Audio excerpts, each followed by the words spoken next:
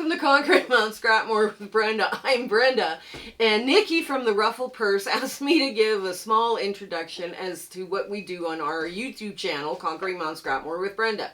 So, first off, she wanted me to answer some questions like what I define as a scrap. I define a scrap as anything less than a fat quarter. Now, a fat quarter is usually 18 inches by 20, 21, 22. It's the width, half a width of the fabric, and 18 inches. So anything less than that, I consider a scrap. So some of my scraps are pretty big, and a lot of them are quite small too, right? So I go down to 3/4 inch by thumb. The length of my thumb, right? So that's where my scrap ends. After that, it's dog bed stuffing. So that works for me. I have scraps and I have strings, which are long, narrow pieces that aren't necessarily straight, that are about yay long. And the smallest they are is 3/4 of an inch and then less than 2 inches. And then I have crumbs that are, hand size and down to that, thumb length to like 3/4 of an inch. So that's how I define my scraps, crumbs, and strings. Now, what I've been able to make out of all of this is a blue Kandi, and a Kandi can be found on my YouTube channel under Search Your Kandi, Kawandi, and I made a video showing you how to make this quilt. And this is also another one that's made of scraps, and it was for my husband, and it's a big grandmother's flower garden with all the hexies. And that one's coming up as a video on my channel as well.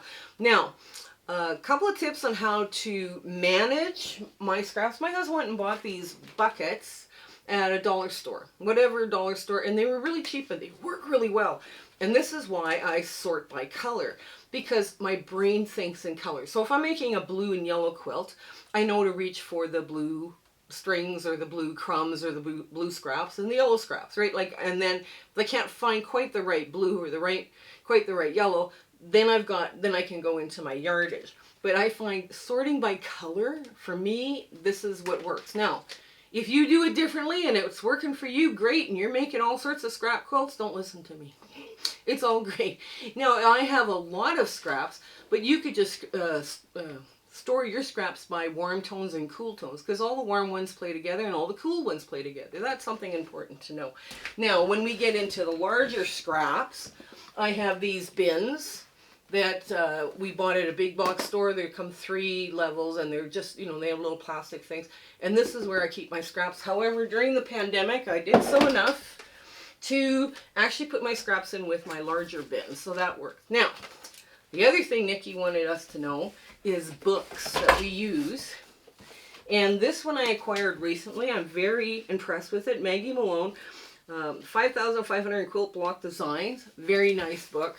Very good book to look at. But this one is the Barbara Bachman Encyclopedia of Quilt Blocks.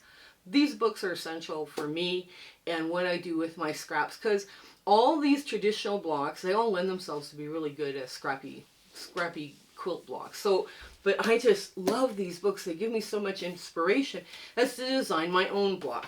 Now, she said, favorite tools. Favorite tools. When I'm doing foundation paper piecing, my favorite tool is a tracing wheel. That's right. I go through the design and mark with a tracing wheel. So I have little bumps on the back, so I know where to place my cottons and, my little fabrics on my foundation paper piece. The next one is, of course, a rotary cutter. I love my rotary cutter. And I always have a pen and paper, pad of paper handy, or pencil or pad of paper handy, because you never know when inspiration is going to be. And I have a half-inch ruler by Fons and Porter. I call this one my magic wand. That helps me draw those half-square triangles, the ones you do 2 at a time. It helps me draw the lines on either side of the triangle. It's brilliant. It's just a wonderful little tool. So that's it for me. I hope you give this opportunity. She's doing a big group of teachers are getting together, and I'm so excited to be teaching in this class. So you guys come on in and you'll enjoy this so much. Okay, bye!